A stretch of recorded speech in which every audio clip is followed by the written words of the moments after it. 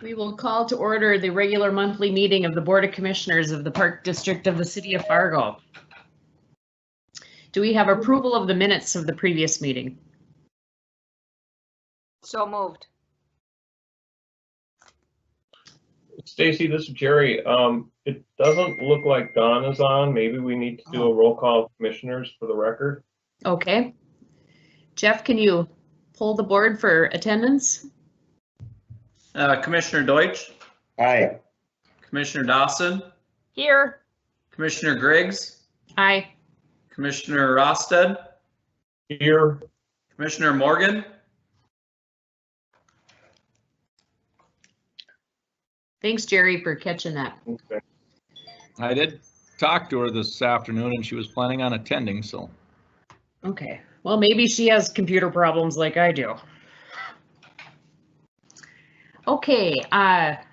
Do we have a second on the minutes? Second. All right. All in favor? Aye. Aye. Aye. All right. Number 2, approval of the November bills. Do we have a motion? I move to approve the bills as stated. Second. Any discussion? Jeff, pull the board. Commissioner Deutsch, Aye. Commissioner Dawson, Aye. Commissioner Rosted, Yes. Commissioner Griggs, Aye. Motion passes. All right. Are there any changes to the agenda? No changes to the agenda, Madam President. Okay. And do we have anyone in the audience who wants to be recognized?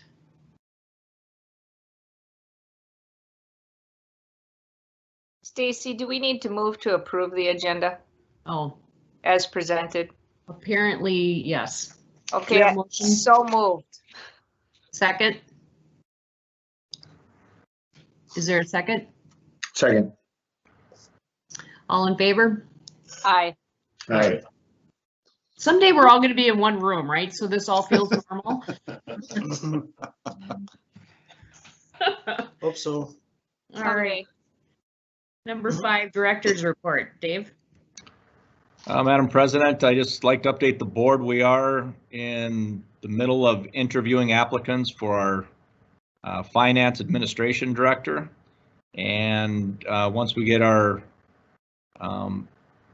current applicants interviewed, we'll, the director team will be, or the interview team will be meeting on Friday to discuss how we want to move forward, whether we find a viable candidate or do we keep it open into the next couple weeks. So we'll have more details on Friday. And that's all I have for director's report, unless any commissioners have any questions. Did you get a good applicant pool?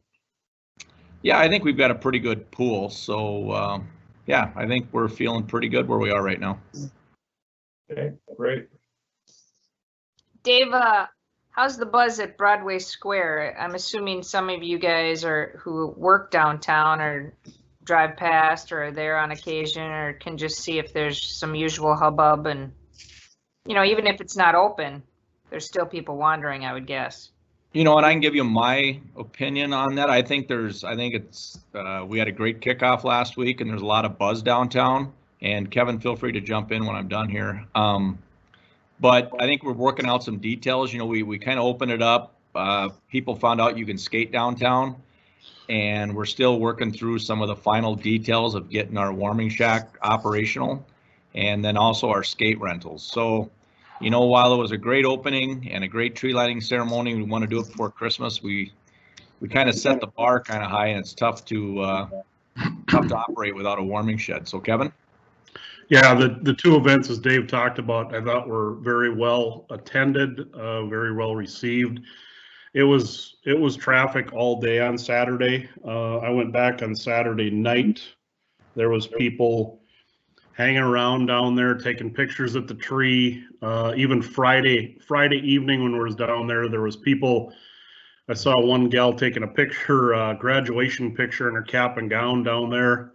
So there's a lot of activity. It's, you know, it'll be nice to have Anna at that location. That'll happen hopefully next week when the occupancy from the city of Fargo comes through. I believe it's the 16th as it sits right now.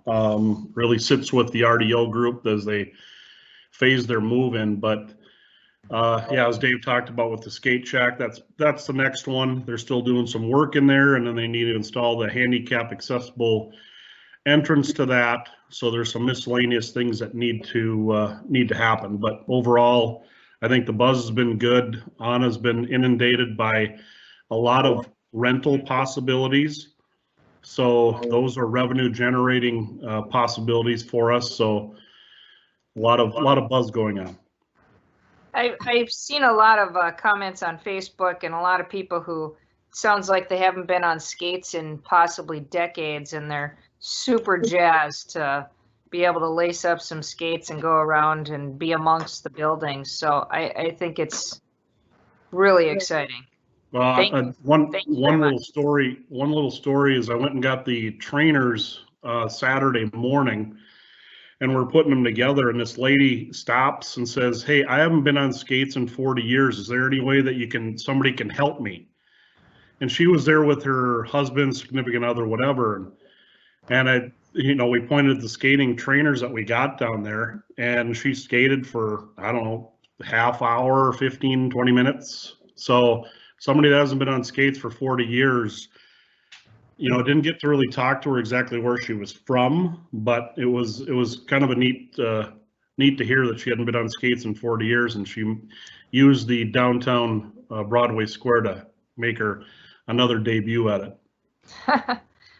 Yeah, it's fun. I think we're gonna get people who like that lady who they wouldn't go to a neighborhood rink and skate, but they're all in when it comes to downtown. Yep. Thank you. It doesn't hurt to have 40-degree highs with no snow on the ground either. Yeah. Right. And be a pandemic year, I had a lot of good feedback from friends who took their grandkids down there and just had a ball. So really fun. Yep. All right, thank you. Foundation Director's Report, Brian? I'm here. Can you hear me? I can. Okay, so Fargo Park District Foundation, we have a meeting the 21st, so 2 Mondays from now. One of the items we're going to talk about on the agenda is the upcoming round of grant match applications.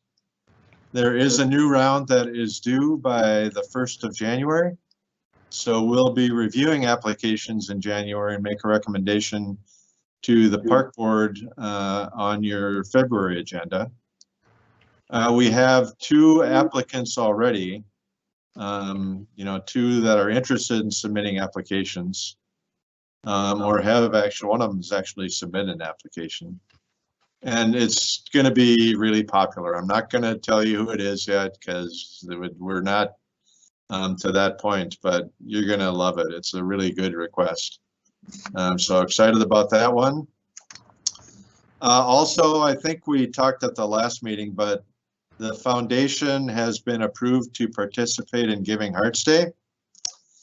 So we are actively pursuing or putting together our campaign. And we're going to work with a lot of the clubs around town, the 8 different organizations that have youth types of sports. They have a number of families that are members of these 8 different organizations, and our goal is to raise a lot of money. I mean, several $100,000. We have worked with Shields. Shields has agreed to allow us to use part of their gift for the sports complex's match on Giving Hearts Day. So that's exciting. So stay tuned. We'll tell you more about that as it develops. On the VSS side, we received an additional grant from the state of North Dakota. It is funds that were provided to OMB through coronavirus stimulus dollars. I don't know about stimulus, that might be the wrong word, but it was dollars that the state of North Dakota received, and OMB had not spent all out, so they gave additional funds to senior nutrition providers For us, it's just under $69,000 in additional funds. We have to spend them before the end of the year, and we'll do that in the months of November and December. We are, for the first time, maybe ever, fully volunteered up for Meals on Wheels delivery.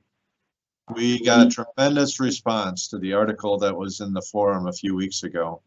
So sitting as well with volunteers as we ever have been.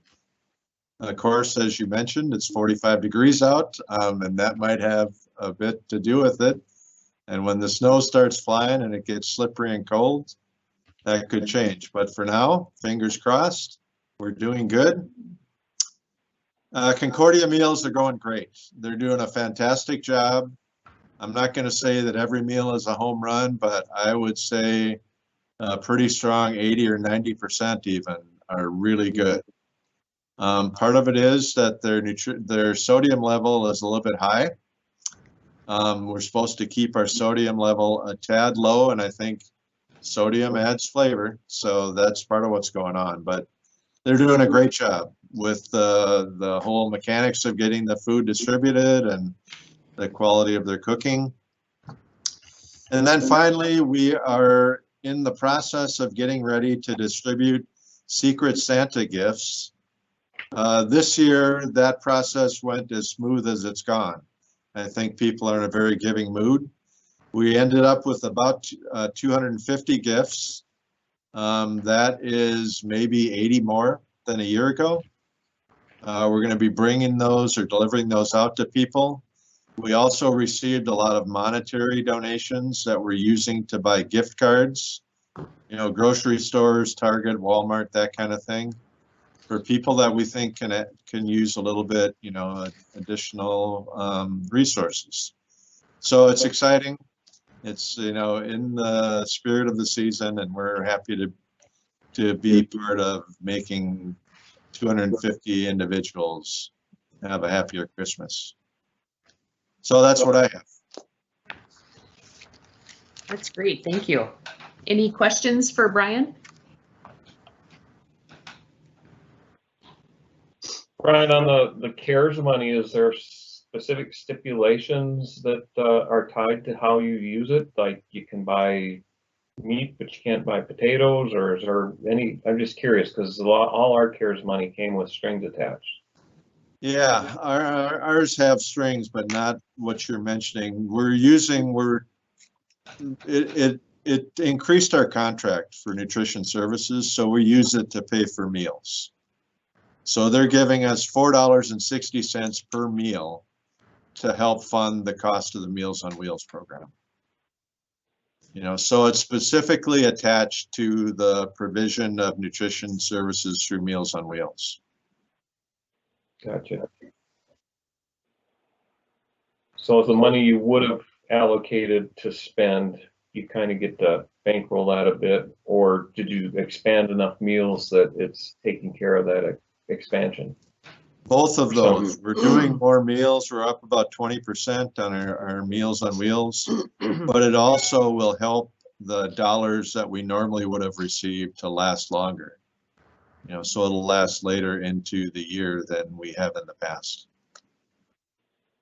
Thank you. Oh, this is Dawn Morgan. Yeah, I just wanted to make a comment that I think according to the way that program is run, you can defray your usual expenses and push them into the next year, and then use the funds that you get to application within the period of time that's required. Is that right? Correct. Yeah, that's right on. That's exactly how it's working. Okay, good work. Thanks. That's great. Thank you.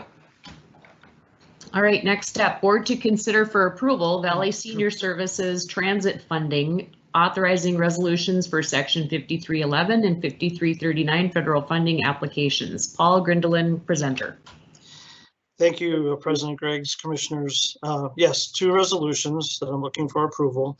And these resolutions need board approval so that we can go ahead and apply for the funding that we use for operating our rural public transit service. That would be the 5311 authorization. And then the 5339 resolution would allow us to apply for funding to replace 3 vehicles that we use in Cass, Richland, and Ransom counties. So 2 of them, looking for approval. Usually I'm asking for approval of these items in the spring, usually at the March board meeting. But the state has moved up, excuse me, has moved up the process of applying for these 6 months, so they have more time to process our applications and get our contracts out to us more on a timely basis. So these authorizations are for funding that we'll start using next July 1st of 2021. So happy to answer any questions about the resolutions or the transit service that you might have.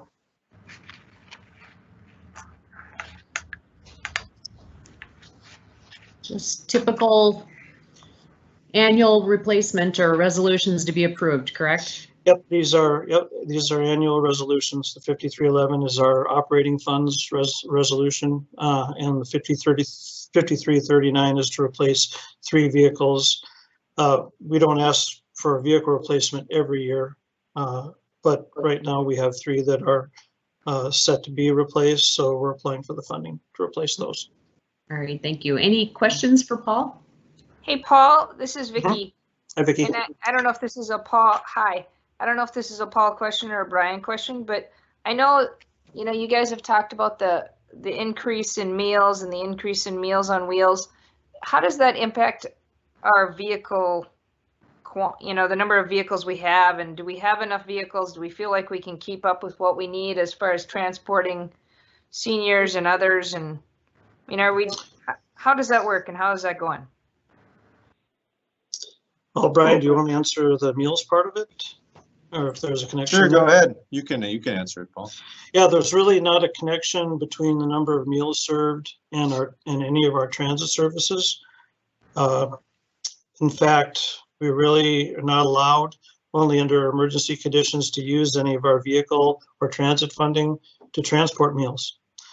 So the number of meals we are serving really has no effect on the transit service. Right now, we do have adequate number of vehicles in both of our services, in our public service out in the county, our public transportation service, and in our senior ride service in the Fargo Moorhead metro area. We are under restrictions right now. As far as COVID, we only have 1 person in the vehicle at a time, but that works right now because we still have a little fewer people riding than we did pre-pandemic. So we are keeping up with that. I can speak a little bit to the CARES money. Our transit service does also receive some money from the CARES package.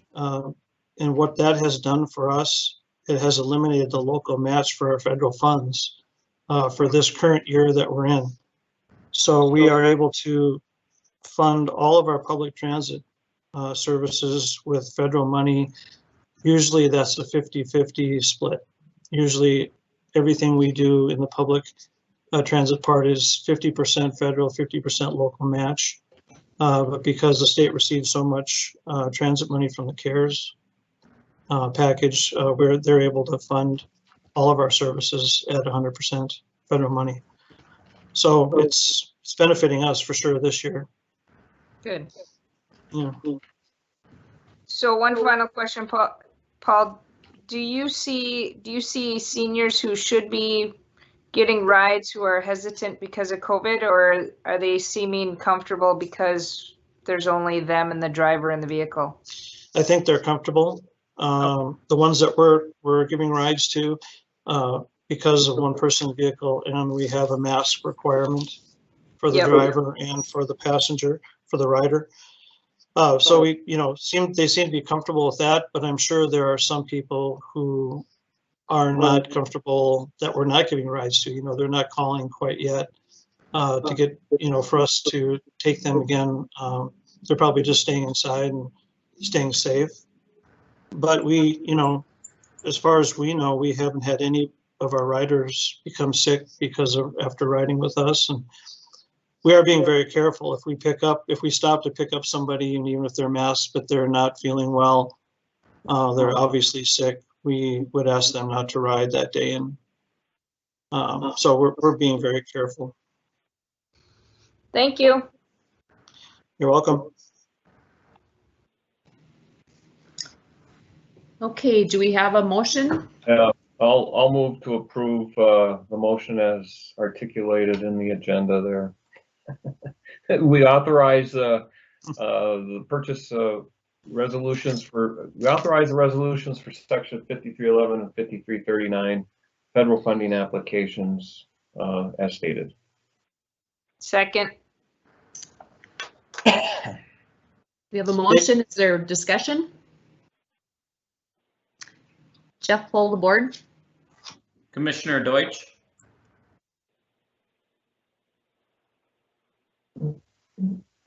Commissioner Deutsch, Sorry, I'm saying aye and I'm muted. Aye. Commissioner Dawson, Aye. Commissioner Rosted, Yes. Commissioner Morgan, Aye. Commissioner Griggs, Aye, motion carries. Thank you, Thank Paul. you. Thank you, commissioners. Thank you, Paul. Merry Christmas. Thanks, Paul. Merry Christmas. Thank you. All right, board to consider for approval proposal for attorney services for Fargo Park District. Dave Leaker, presenter.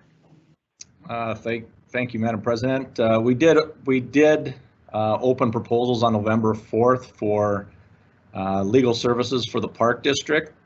We did have an interview committee made up of myself, Tyson Lund, and Brian Arrett. And after a thorough consideration of the two law firms, which was Kennelly Business Law and Nilles Law, our recommendation to the commissioners would be we did bring it before the Facilities Committee on November 25th also, and the committee agreed to move it to the full board for consideration. So staff recommendation is to award the contract to Kennelly Business Law. If you have any questions, and as you can see in the attached comparison matrix, that is how we graded them. We had just two law firms that submitted. Correct. Okay. And we've had Nilles for a fair amount of years, so we're familiar with working with Nilles. And one of the things for me that was informational is that the Kennelly firm has a fair amount of experience working with municipalities, which is important for us and understanding how things run and how we need to be advised. So that was important. And any other questions from the commissioners? Do we get Jeff? Yes, Jeff Gunkelman will be our main contact at Kennelly Business Law. This is Vicki. I would like to take a moment to thank Nilles. Thad and Dave and Greg before have obviously gotten us through a lot of things and helped us along the way with the legalities of doing business as a park district, and their efforts have not gone unnoticed. Yes, thank you, Vic. Commissioner Dawson. So Dave, I was just kind of curious, are there like legal documents and historical records that they, I don't know that they would maintain any of that, but is there any kind of transitional stuff that we have to be concerned about, or do we possess all the records so there really isn't anything that we need to get as we transition from one law firm to a different one? Yeah, that's correct, Commissioner Rosted. The Park District does own all those legal documents, and in working through the transition with Andy and Thad and then Jeff, they're going to work together and transition those documents over to the Kennelly Business Law, and then also help get them up to speed, they said. So they've been very cordial.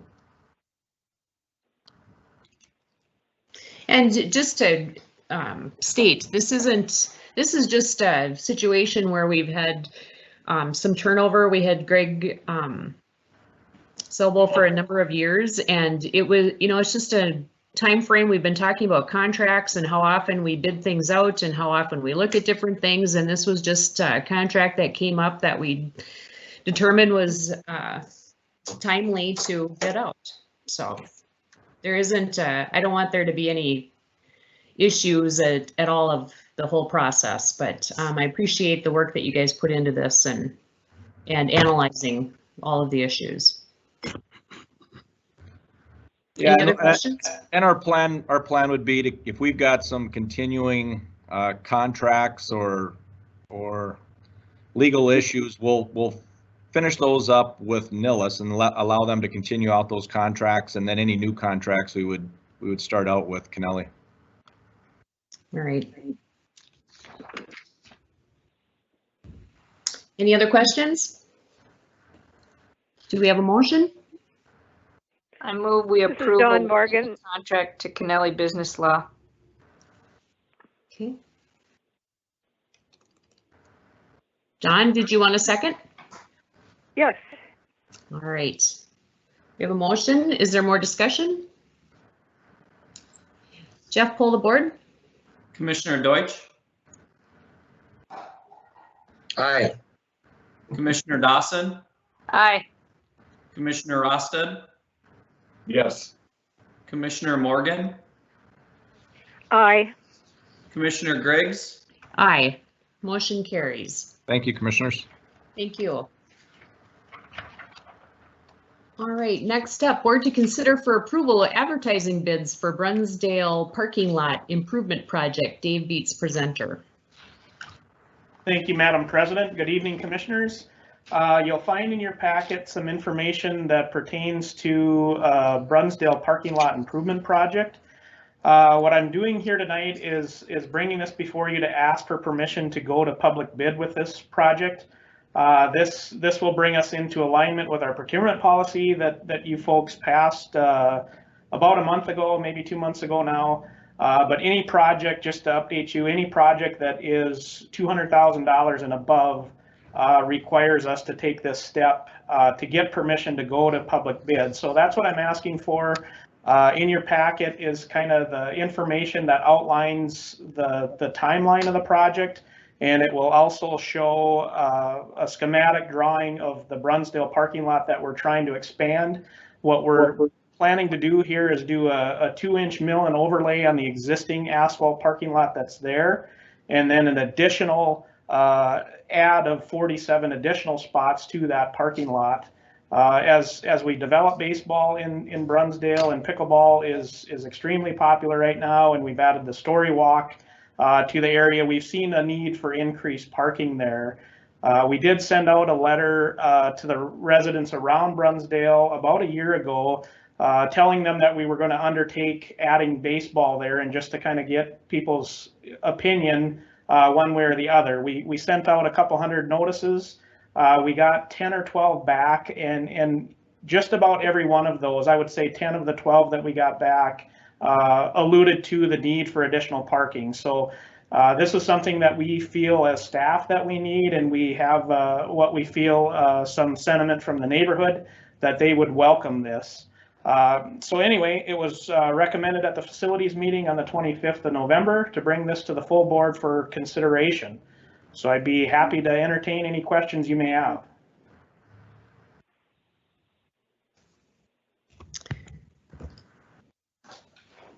I don't have any questions, but I would comment that this is a busy park that gets busier all the time, and I think that the parking spots are only going to help move traffic through the area and give our families more access to the space as needed.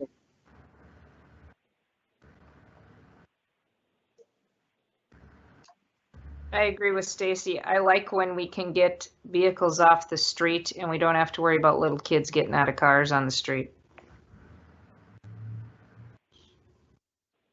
I don't have any questions about the additional parking, but maybe Dave, can you spend a minute on how the fields, those new fields were being built, how they ended up going into the even though we don't have snow on the ground yet, are they where you wanted them to be here at the end of the growing season? They are, we were able to get that project started initially with a gift from Ryan Such and his company of All Terrain. They donated the irrigation system, so that was really the catalyst to get us to move on these fields. So to answer your question, Jerry, yes, I'm very comfortable with where they're at. Once we get this parking lot in there, then our plan is to focus on finishing those fields off, hopefully over the course of adding some AgriLime and things like that to them this year, and then hopefully next year being able to get fencing. And certainly we're reaching out to Fargo Youth Baseball, and they've given an indication that they'll try their best to find some funds and some grant opportunities that maybe we could even get that fencing yet this year. But to answer your question, yes, I'm very comfortable how those ended up the growing season and are going into the winter. So we're maybe a year or two out from playing baseball on those fields yet. I would say yes, if everything can come together, and we potentially could be in there a year from this coming spring, so in 22. That's kind of a goal that I kind of have personally to try and push things along, but it could quite possibly linger on a year beyond that as well. And Dave, that's more depending on the fencing and dugouts, not the turf establishment, correct? Correct. That's kind of the biggest piece now. I think the AgriLime will be able to cover this next season. With the sale of the Anderson property and some of the work we did at Lindenwood, we were able to salvage some of that. It's not quite enough to do everything we want to do, but hopefully as we go through this next year and just do our normal AgriLime purchases, I'm hopeful that we'll have enough to at least get the AgriLime portion done yet this year. But you're correct, Dave. It's reliant completely on the AgriLime and then the dollars for the fencing and the dugouts. Thank you. Okay, any more questions? Do we have a motion?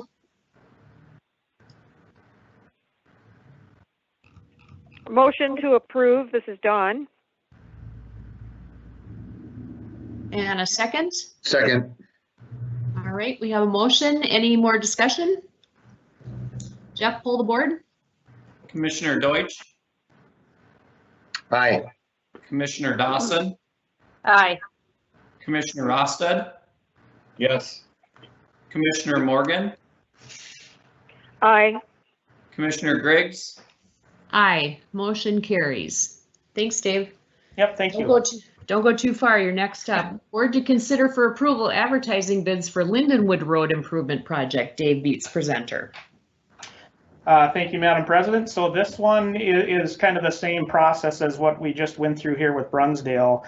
But at Lindenwood, this is a project many of us know about. We've been talking about redoing the road at Lindenwood for a number of years. So basically what we're asking for here tonight is, again, to have the ability to go to public bid. Included in your packet is a check set or a civil set of drawings that we've worked very diligently with our engineering team. A lot of staff members had a lot of input into how this went. So basically what we're asking for is the ability to take this project to bid, and our goal would be that we'd have a bid opening in January, and then construction would commence as soon as it can in the spring as conditions allow, and we would hopefully have completion the fall of next year in 2021. If you remember, 2 years ago, we dedicated the mill to this project. So we've been holding that in account, knowing that we were going to go down this road. So we've got the dollars there. We're in a position where we have the money to pay for this. It's going to be about 1.5 million. And that could fluctuate a little bit. We have some built in for contingencies. We worked really hard with our staff folks here to phase it in a way that was very thoughtful and the way that we can stay open with the majority of our amenities through the majority of the season. So the way that we have it planned right now, Carolyn, if you want to move to page 15 there, I can talk a little bit about a project schedule. On the left side of your page is a hatched area that would be kind of the first phase. So from right away when we can get going in the spring until about mid-June, we would construct that portion. During that time, we would still have the lower campground available and all of the shelters, the main shelter and the lower 3 shelters as we know them today. The next phase would be kind of a portion that's in the middle and over to the right of the screen. That phase would go from approximately mid-June through mid-August. There again, we'd be able to keep all of our amenities as they're known today, open and running. The last phase would be the portion right kind of in the middle of the screen. During this phase, we won't be able to accommodate our shelter usage. So we've worked with our recreation team as they're responsible for taking all those reservations.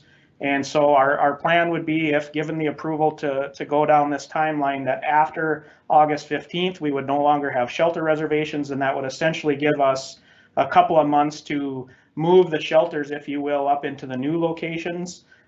We feel this is the best course of action because through our statistical information, we know that our shelter reservations drop off towards the middle of August, so we felt that was the best approach. This too was presented at the Facilities Committee meeting in November and was recommended to bring to the full board for consideration. So I'd be happy to try and answer any questions you may have. I've got a couple. Oh, go ahead. Dave, what's the elevation, the where we end up here with the new road? This new road, our goal was to keep it at 25-foot flood elevation. The current road, to give you some frame of reference, starts to flood at about 18.5-foot flood elevation. So that's part of the objective here is to get the roadway up out of the floodway.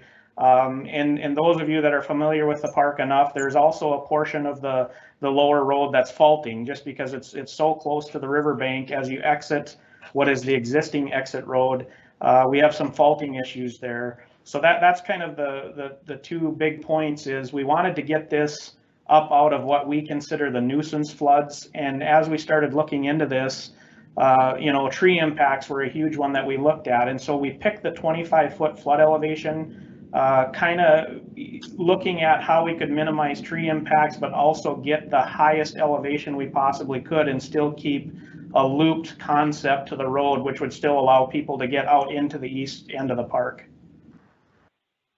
Good. So you're comfortable with that 25-foot, that we're in good shape there? I am. Yep. That will, from my experience, there's been numerous summers where we've had that lower road as it exists today closed to the public, just because the number of times that river, for another frame of reference, flood stage right now, the river's considered flooding at 18 feet. And, it doesn't really take that much. We could get a 2-inch rain and the river could jump up to 20, 21 feet quite often, and it's happened a lot. And essentially then our lower road is unusable at that time, along with our lower 3 shelters. So my one other question is, this is a significant park for the park district. And in some of the other jobs, I think Urban Plains comes to mind. We had to wait on contractors and, they win the bid and then they go off and do other work and we become second citizens. Sometimes it felt like. Do we have some kind of penalties or timelines that are going to be built into the RFPs so that we can get, aside from Mother Nature, of course, but that we can make sure that we stay a priority for the contractor that wins the bid? We don't have anything in there, Jerry, specifically to that. And we've talked about that a lot over the course of the last several years. And the information we've gotten, and this project might be a little different, so we can certainly look into that. But the information we've had on projects that are a little bit smaller than this is the contractors then tend to jack up their price because they're going to hedge their bets, so to speak. So we've looked at that, and liquidated damages is a hard thing to kind of get to. There's a lot of criteria. It's not to say that it couldn't be a useful tool here. Any potential bidder will certainly see our timeline we've laid out, and we're going to make sure that is known, that it has to stay there, because we're making other decisions for the amenities in the park that are hinged on those timelines. Absolutely, and that's where we need that protection as best we can do it. Yeah, and I understand that, you know, to build in timelines, it might cost us some money, but at the same time, if the contractor goes off and does another job and we get way behind, this can become a 2-year project. Right. Or more. Yeah, no, that's a great point. And I think this is a significant enough project and concise enough project in one area that hopefully they're going to want to get in here and get out of there and, you know, try to get the most bang for their buck. So, you know, you can never say never, but we just hope for good contractors and a good award. And some of the feedback we've gotten initially is the opposite of that. So Dave's on the right track there. You know, our engineers have asked us, is there any room to move this up at all? Because they do think that some of the contractors will get in here and want to just go when the conditions are right. And realistically, I think we could accommodate that through phase 1 and maybe phase 3. But it's that phase 2 that, you know, or excuse me, phase 1 and phase 2. But phase 3 is where we kind of are already making other decisions that, you know, we're going to hold off reservations after August.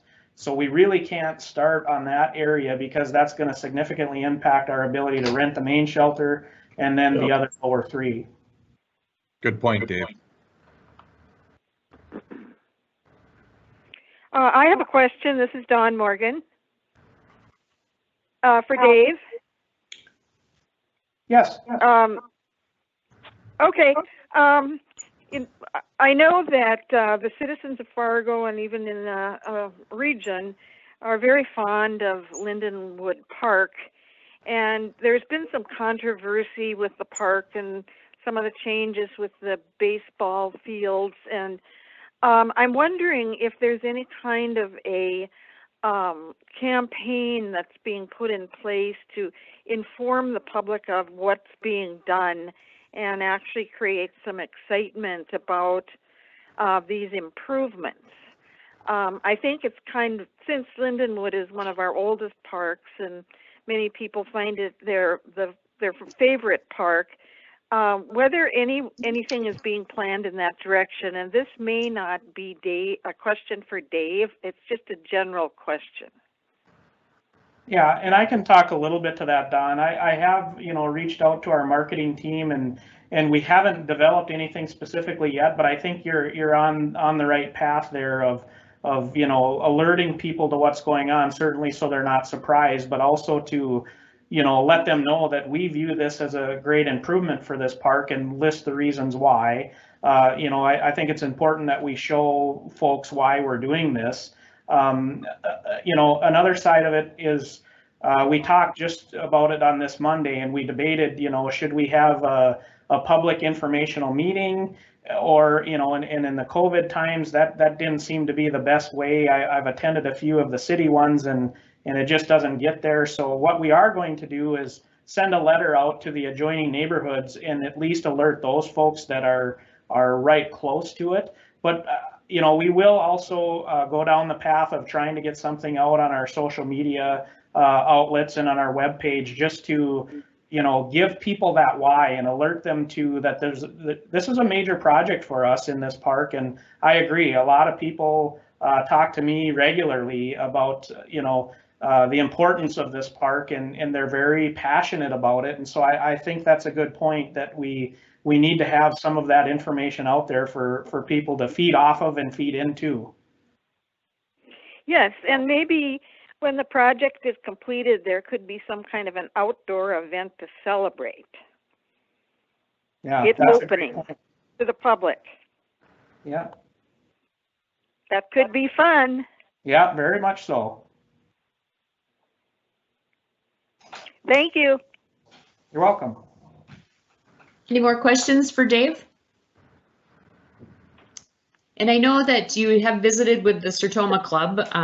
The Christmas path that they have created this year apparently is wildly popular.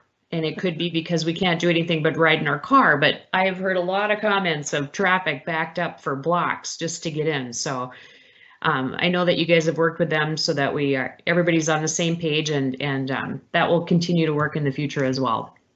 Correct. Yeah, we reached out to them right away, and once we had our design kind of finalized, which took us quite some time, as I mentioned, we put a lot of time and effort into being as diligent as we could around the trees. We understand, that's a significant impact. And just for sake of conversation here, our plan is the trees that we do remove, we're going to replace at a 2-to-1 ratio within the park. So we feel that's a good strategy to mitigate the damage that will occur to some trees. But yes, the Sertoma group has been great to work with. They're a great partner of ours.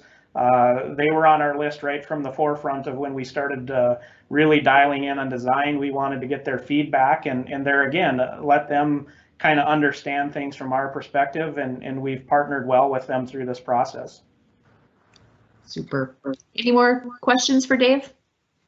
This is not a question, but a comment. This is Vicki. I just want to thank you guys. I know you've spent a lot of time trying to put this together to make it work as best we can, get us out of the water, but keep some of the things that people really love about Lindenwood. And I appreciate that we're keeping that lower road intact while we won't be driving down it. I appreciate that people will still be able to ride their bike or walk or, whatever along that path. And I really appreciate that Sertoma is going to be able to continue what they're doing there, because that's a great community event and does a lot for that service group as well. So thank you for your efforts.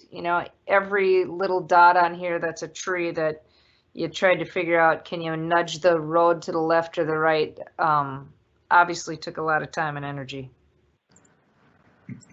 Thank you. Okay, do we have a motion? I'd like to make a motion. This is Dawn, to approve. I'll second. All right, we have a motion. Is there more discussion? Jeff, poll the board. Commissioner Deutsch, Aye. Commissioner Dawson, Aye. Commissioner Rosted, Yes. Commissioner Morgan, Aye. Commissioner Griggs. Aye, motion carries. Thank you. Thank you, commissioners. All right, Thanks, next Dave. up. Board to consider for approval proposed changes to golf season passes for 2021. Carolyn Boutain, presenter. Good evening, commissioners. Also on board is Matt Cook, so he's representing our golf staff if we are to have any additional questions regarding this. The item we're discussing was presented at the facilities committee. The golf staff and business office got together at the end of the season and talked about some of the ways that we would be able to improve the golf passes and allow an opportunity to move golfers to areas where they'd be more successful. And so first we wanted to talk about season passes. The staff is requesting consideration of adding 2 new options for the Osgood 3-hole loop. One would be an adult pass for the ABC loop at Osgood, and the other one would be adding the loop to the Elzagle Junior Senior Pass. The proposed price would be $152 for adults for the season pass, and it's specifically for those folks who don't have time for 9 holes and or skill level wise would like to get out and do some golfing on some holes, but not necessarily have the energy to do 9. The other thing that we have is the youth pass, which we talked about offering the opportunity to have juniors do Elzagle and Osgood ABC loop, not because we think that they will actually go to both locations, but if they have a friend and they wanted to play the 3-hole loop because that's where their friend golfs, or the Elzagle Junior because that's where their friends are at, that they would have that as an opportunity. So the pass fee for the youth would be $95, and that is consistent with what was approved. It's just that added convenience of being able to be a youth to play at either. The other request was for the junior passes, that the pros feel that the restrictions on the 9-hole courses are not needed, so that those courses can accommodate youth playing rounds pretty much at any time. But they would like to maintain the junior restricted hours for the 5-for-1, the 18-hole Edgewood and Rose Creek golf courses. And so in regards to the passes, we'd like to see those changes as well. In relation to those changes, we're also proposing some pricing changes for the intermediate, junior restricted, and junior passes. And that is highlighted here on the spreadsheet that you see. Currently, the intermediate passes, which are unrestricted for ages 13 to 23, have a 40% discount, and the staff would like to see that move to a 30% discount. These are the golfers that golf more often because they're on the high school team, or they are graduated from high school and are golfing more regularly. This 30% discount would make that pricing similar to the senior golf passes. The junior restricted and the junior, what we're looking at proposing is taking it from a 65% discount to a 50% discount. And there again, the junior restricted would be only for the 18-hole courses, but the juniors that are playing the 9 holes and the par 3 season pass would have the opportunity to have more playing time with that. The other consideration that the staff wants to present is not to have this increase done entirely next year, that we would be looking at a 3 to 5 year step increase, which for the intermediates would be 3 years, for the junior restricted and juniors 5 years. And this would be basically the consumer price index increases and then a 3 or 4% increase each year as we move towards those levels of discount. And based on some of the requests of information from the facilities committee, we were able to pull together that we have approximately 500 intermediate, junior, and junior restricted pass holders currently. About 65% of them are intermediate players, and the remaining are junior restricted or junior players. So to give you an idea of how many potentially this would affect. Any questions? So how does one decide if they're an intermediate or a junior? Because there's overlap in age, right? Right. Matt, do you have the front desk? I can take that. The intermediate pass, part of the reason why we dropped that age down into that 13 to 18 as well, all the way up to 23, is there are some of those kids, maybe they are just advanced, or maybe just due to the time of day that they can participate. It's really about access or accessibility. So therefore, with accessibility, you pay kind of a premium. So someone that maybe is 13 or 14 years of age says, you know what, it doesn't work for me to play within those restricted times, or I just don't want to play within those restricted times. They have that opportunity to pay up to purchase that intermediate pass. So therefore, if there are juniors as well that are playing like at one of our 18-hole facilities now, if this passes, they still will have restrictions as far as for that junior pass. So they have to play within those parameters. The 9 holes, they would not have any restrictions. So really the intermediate is targeting the golfer that wants to play at the 18-hole courses, and they're just young, but they don't want to follow the time restrictions. So that's the target group that the intermediate is after. That is correct. So I look at it and it's like it's confusing to me. You know, the par 3, Osgood, Prairie Wood, Elzago, if I'm any of those, why would I buy an intermediate pass? I'd just go to the junior or the junior restricted. I'm just wondering why we would offer that at the intermediate level, because I don't know what the advantage would be for me to buy an intermediate Osgood when I could buy a junior Osgood, depending upon my age, of course. If I'm 21 or 19, then that would make sense. Correct, Jerry. You know, like for the junior pass, if that individual was kind of more of a 9-hole player, wanted to play the 3 9-hole courses, Elzago, Prairie Wood, Osgood, it wouldn't make any sense for them to do the intermediate if we went to this, because there would be no restrictions, so they would just fall in that category. But there are a small number. for the most part, most of our intermediate play, I would guess, is going to end up being kind of that college age student. So probably 18, 19, all the way up through about 23. But we do get a few juniors that are under the age of 18 that they're so involved with maybe other structured activities that they just don't know when they might be able to play. And so once again, you're basically going to pay for that accessibility. And so it's just an upcharge, and they would elect to just go to the intermediate saying, hey, I just want to play because whether it's I'm playing with certain friends that can only play during certain times, or my schedule only permits me to play certain times. So it would really just be typically more, like I say, as far as that college age student, and occasional maybe that high school student that's looking to play that 18-hole experience.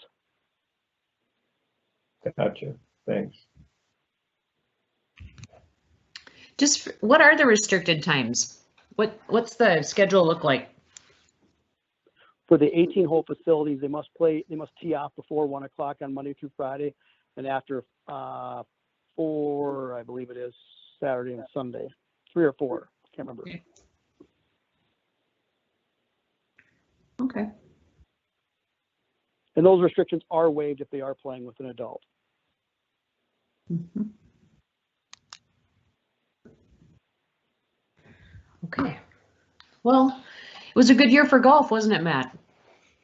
It was fantastic. Yes, I was just thinking that today, how fortunate, how blessed we are as far as to be an industry that can actually be quite successful in the current situation. And, great opportunity for people to just kind of get outdoors and enjoy the outdoors in a relatively safe fashion. So, yeah, it was very terrific. Right. And our golf department does a really nice job of supporting our players in our community, no matter what age or skill level. I mean, we have a lot of options available, and that's something to really be proud of. You guys have done a nice job. Thank you. Yes, we do. We've got a great package as far as with 5 unique golf courses. And that's, I think, the thing that all 3 of us, myself and Greg and Lisa, are always trying to look at ways that, how can we create even greater access and invite new people to the game and try to make it fun. Mm-hmm. Well done. Thank you. Does anybody have any questions for Matt or Carolyn regarding this change?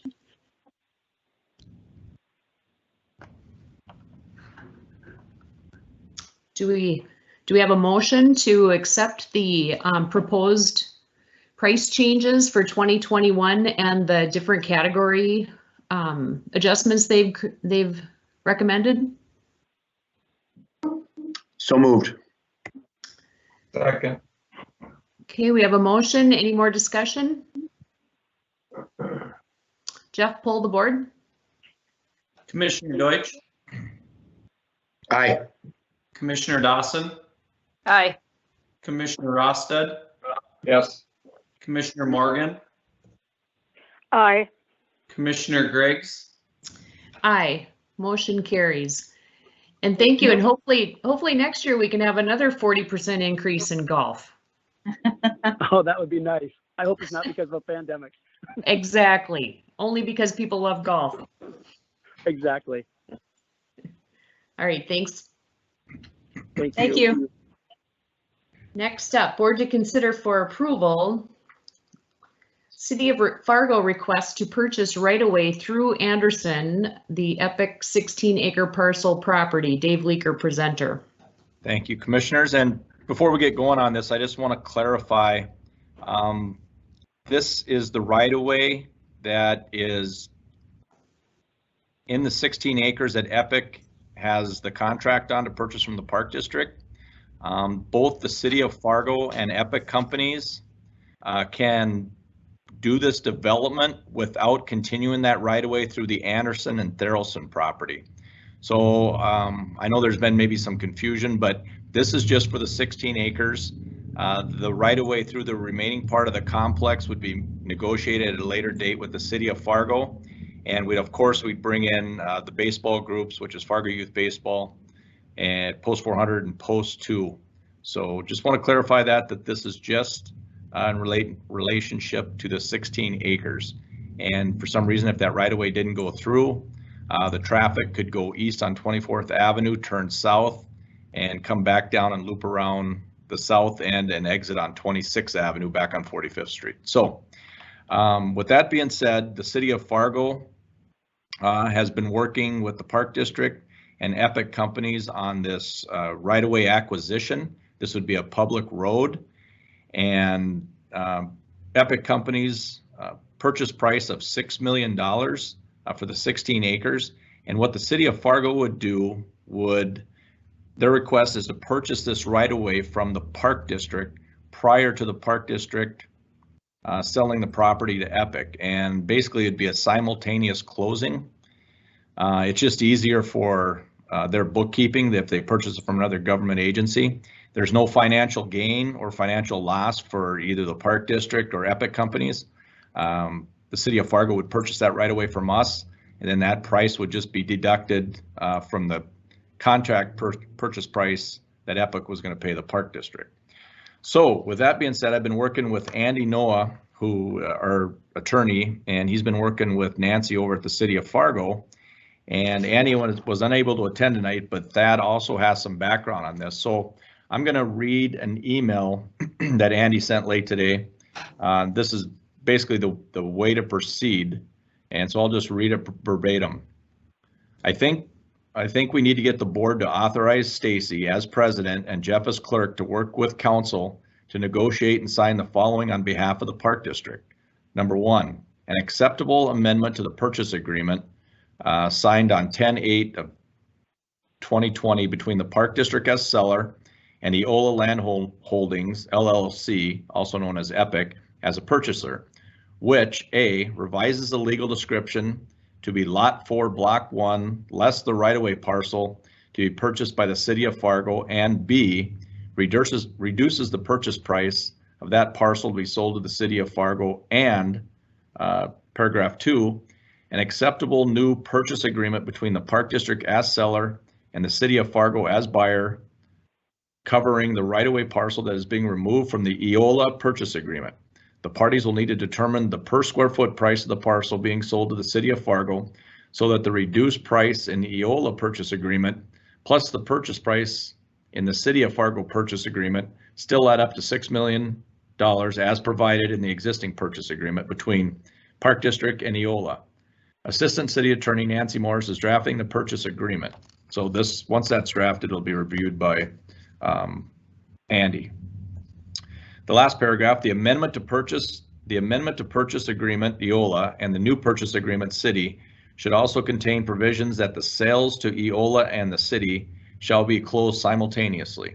Otherwise, other than some administrative logistic types of provisions, the amendment and new purchase agreement should be essentially on the same terms as the original purchase agreement between the Park District and Eola.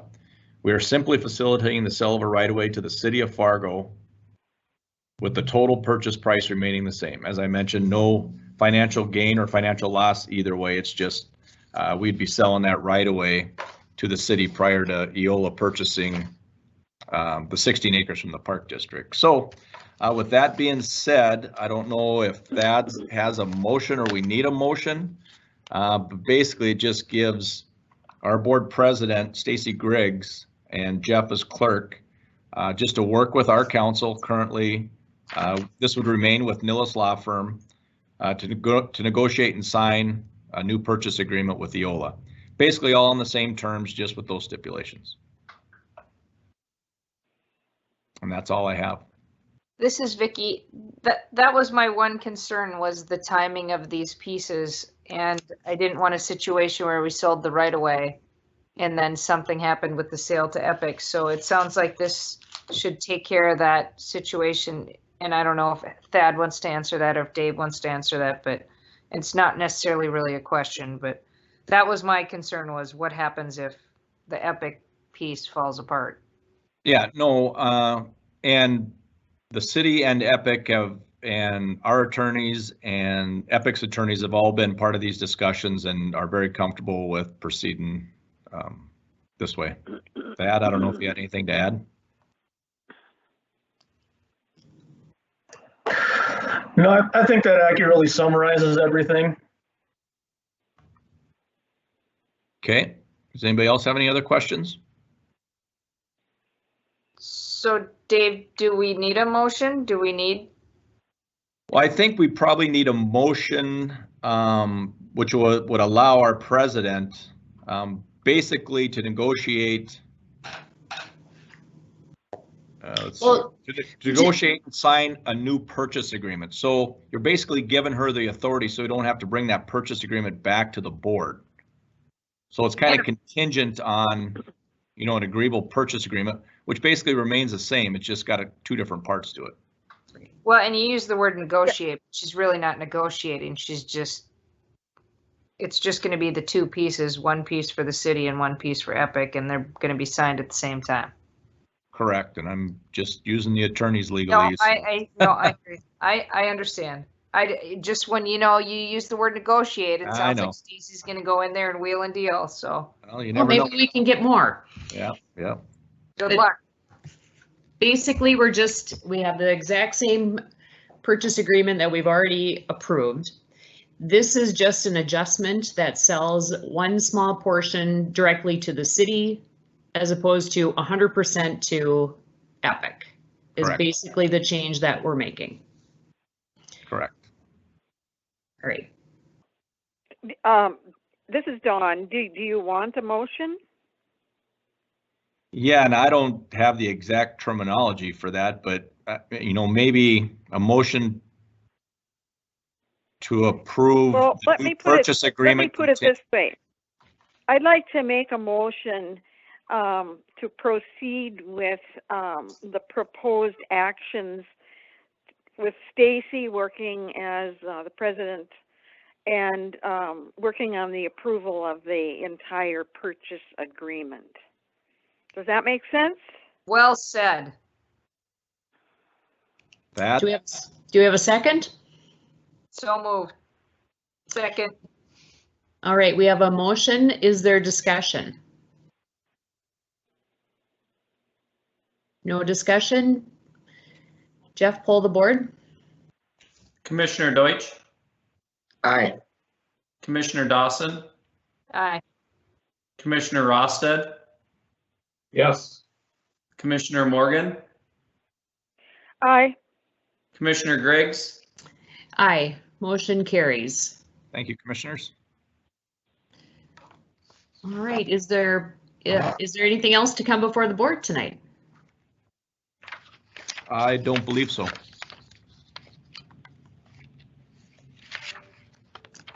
No comments? Is there a motion to adjourn the meeting? Or do we? So moved. All right.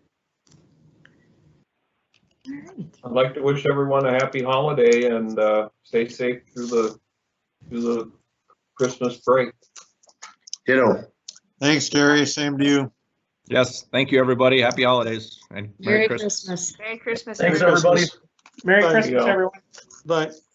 Thank you. Thanks.